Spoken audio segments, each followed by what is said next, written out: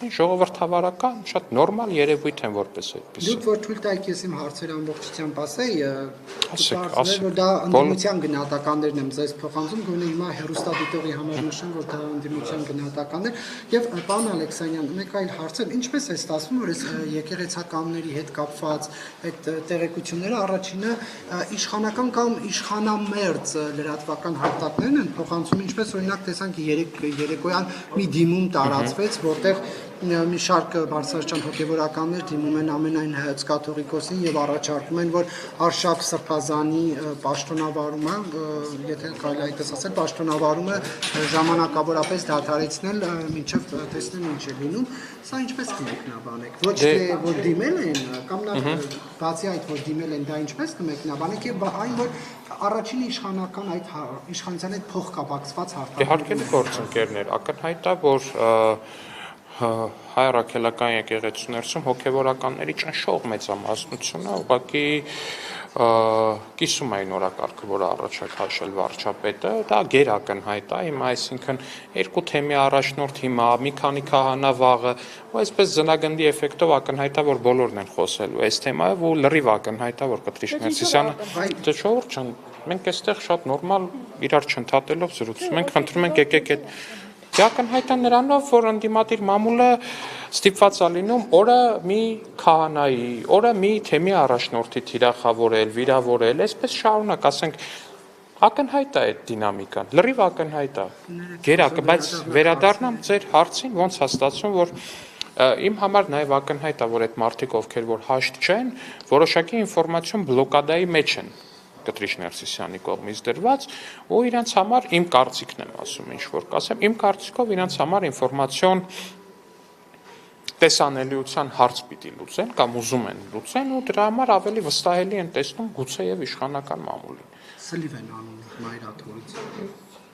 Չեմ կարող ասել սլիվ են անում, ինչ են անում, բայց կարող եմ ասել, որ պարբերաբար, օրինակ չգիտեմ, մենք էլ պարբերաբար նամակներ ենք ստանում, զանգեր ենք ստանում, եթե հանկարծ ձեր համար նորություն կլինի, էլի շատ տարբեր մարդկանցից, որոնք դեռ այս պահի դրությամբ ոչ մի հանրային ակտիվություն չեն ցուցաբերել, բայց այդ ամեն ինչը լրիվ բերում ու հանգեցնում է այն մտքին, նորից եմ ասում, որ ակնհայտ է, որ հայ առաքելական եկեղեցականների բացարձակ մեծամասնությունը ուղղակի կիսում է այն օրակարգը, որը առաջ է քաշել վարչապետը։ Դա հապաղում է ինչով է պայմանավորված, ինչով գլխավոր հարցին հենց այս պահին արագ չեք լուծում։ Այսինքն գնաք հոգևոր հավաkan եք Էջմիածն, որ Փաշինյանն ասել է։ Հատկապես որ նոր լիցքն էլ ստացվում։ Այո, վաղաշաբաթին։ Ժողովուրդ ջան, երբ որ լինելու լինի, դա կլինի։ Չէ, ժամկետները խախտվել։ Դե խախտվելա ոչինչ։ Վստահ եմ, թե հավատավոր քաղաքացիները եւ թե եկեղեցական մեծամասնությունը անմտություն է մայրաթորի դեմ հանրահավաքարի։ Բայց մայրաթորի դեմ շարքելի գործընկերներ։ Մայրաթորի համար է։ Ես այդ ձևակերպումը չեմ հասկանում մայրաթորի դեմ։ Սա հենց այդ այն հակաեկեղեցական արշավի դեմ է, որը ծավալվում է անդիմադիր շրջանակների կողմից։ Եվ հետեւաբար հանուն եկեղեցու ու հանուն մայրաթորի։ Այսինքն այդ հանրահավաքին գնացեք, ինչեցեք, ասեք եկել են հանուն մայրաթորի պաշտպանության։ Այդ կտեղ ձեր համար ի՞նչն է նորություն։ Այսինքն ես հասկանում եմ իհարկե, որ գայթակղությունը շատ բան է, հիմա կոնկրետ թեզ է գնում, կարմիր թելով դա ուղիղ չի բարձրաձայնվում, բայց կոնկրետ թելը գնում է հետեւյալը, որ հայ առաքելական եկեղեցին դա Կտրիշ Ներսիսյանն է։ Ես այդ թեզը չեմ կիսում։ Ոչ մեկ այդ թեզը, բացարձակ մեծամասնությունը թե քաղաքացիների։ Հիմա վեհապարը չի կարող իրեն համարել։ Չէ, չի կարող։ Չէ, չի կարող։ Ինչու՞։ Ինչու՞ է չի կարող։ Նիկոլ Փաշինյանը համատեղությամբ եւ Ղարաբաղի եւ մայրաթորը հարգելի գործընկերներ, Նիկոլ Փաշինյանը Հայաստանի Հանրապետության ընտրված վարչապետն է, որը ի դեպ էլի վերընտրվելու հայտ է ներկայացնելու 2026 թվականի ընտրություններում։ Եվ քաղաքացիները այդ գնահատականը թե արտահայտությունների, թե կատարած աշխատանքի մասով կարող են տալ շատ բարձ ու թափանցիկ եղանակով գնալով ընտրատեղամաս, վերցնելով բյուլետենը ու դնելով արկղի մեջ։ Այդքան մի բան։ Բայց Կտրիշ Ներսիսյանի պարագայում այդ գնահատականը տալու մեխանիզմը որպես այդպեսին չկա։ Ու քանի որ չկա, արդեն տեղի ունենում այն ինչ որ տեղի ունենում հիմա, որովհետև փաստացի ստեղծվել է մի իրավիճակ, որտեղ Կտրիշ Ներսիսյանը իրավունք չունի լինել այնտեղ, որտեղ որ է, եւ այդ հարցը պետք է հանգուցալուծել։ Հիմա կարող ենք ենթադրել, որ այսպես ասած ճակերտավոր բանակ է հավաքվում նաև հոգևորականներից, որպեսզի իրենք հենց գնան եւ պահանջեն կաթողիկոսի հեռացումը։ Եվ այս դեպքում, եթե անգամ այդպես լինի, մեծ թվով հոգևորականներ նաև կաթողիկոսին են պաշտպանում եւ ասում են նա ամենայն հայոց կաթողիկոսն է եւ որտեղ է լինի նա շարունակելու է մնալ կաթողիկոս։ Այս դեպքում այս խնդիրը ինչպես է լուծվելու։ Ասում են, այո, նույնիսկ բանտում նա կաթողիկոս է լինելու։ Հարգելի գործընկերներ, հիմա ովքեր որ գտնում են, որ հանգամանքների բերումով կարգալույց Կտրիչ Ներսիսյանը կարող է լինել կաթողիկոս, թող իրենց համար նոր եկեղեցի ստեղծեն, որտեղ Կտրիչ Ներսիսյանը կլինի կաթողիկոս։ Հայ առաքելական Սուրբ եկեղեցու կանոնագրքերի համաձայն Կտրիչ Ներսիսյանը կաթողիկոս լինել չի կարող։ Ինչով, ինչ գրքերով չի կարող լինել։ Ինչ մեկ, ուղղակի որ դուք ասում եք կարգալույց է, դրանով կարգալույց են ալինում։ Նկատի ունեմ ընդհանուր իշխանություն։ Ես անկեղծ ամեն անգամ ապշում եմ, թե ինչքան կարելի ամեն անգամ զարմանալ, երբ որ առաջիկայում պետք է լսել, որ Կտրիչ Ներսիսյանը ունի զավակ այդ փաստի բերումով։ Գուցե հավաստիացումներ ներկայացնեք, որ Այսինքն ուզում եք այդ դստեր անունը ներկայացվի,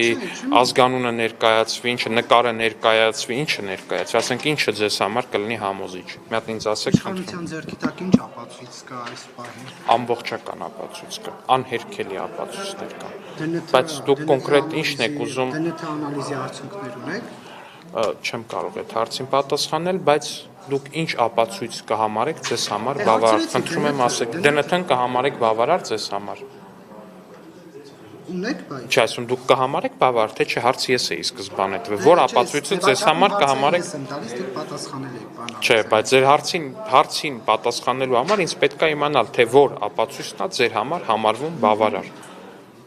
Եւ որն է դա։ Դուք գուցե ամբողջ ապացույցների փաթեթը, եթե իսկապես Չէ, այսինքն հիմա ուզում եք այդ մարդուն թիրախավորենք։ Չէ, Այդ մարդու անուն, ազգանուն, հայրանուն, այդ մնացածը հրապարակելը, այդ մարդու թիրախավորում ալնելու։ Դա եք ուզում, հարգելի գործընկերներ։ Եթե դա եք ուզում, դա պետք է քննարկել, որտեղ իմ կարծիքով օրինակ դա սխալ է անելու։ Պետք չի, որտեղ այդ մարդը ոչ մի մեղք չունի բացարձակ։ բայց տեսեք, այս կանես 6 ամիս կլինի արդեն կես տարի մայիսից, հա, որ այս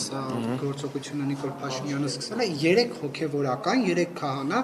եւ 2 եպիսկոպոս, թե մի առաջնորդ դնել ոչ ամբողջությամբ միացել են ձեզ։ Այս տեմպերով ուր եք ուզում հասնել, պարոն Ալեքսանյան։ Պարզ է, ովքեր որ հրապարակային են միացել, հրապարակային են միացնել, տակից չէ, ես ձեզ վստահեցնում եմ, որ դեռևս ոչ հրապարակային, բայց իրենց աջակցությունը հայտնած հոգևորականների թիվը բազմապատիկ անգամ ավել է, նաև բազմապատիկ անգամ ավել է այն հոգևորականներից, որոնք ենթադրաբար պատրաստ են Կտրիչ Ներսիսյանի հետ կիսել հայ առաքելական եկեղեցու դեմ ծավալող նրա շարժման մասնակիցը լինելու այդ բեռը, ու սա լրիվ տեսանելի է։ Իսկ այն հանձնաժողովը ինչ եղավ, որ Նիկոլ Փաշինյանը մեյլ էր տվել, ասում էր ուղարկեք, եթե մի անգամ Եթե չեմ սխալվում կա, եթե չեմ սխալվում կա, բայց կարող եք վարչապետին կամ իր խոսնակին դրա մասին հարցնել, վստահաբար առիթներ շատ եք ունենում։ Շնորհակալություն։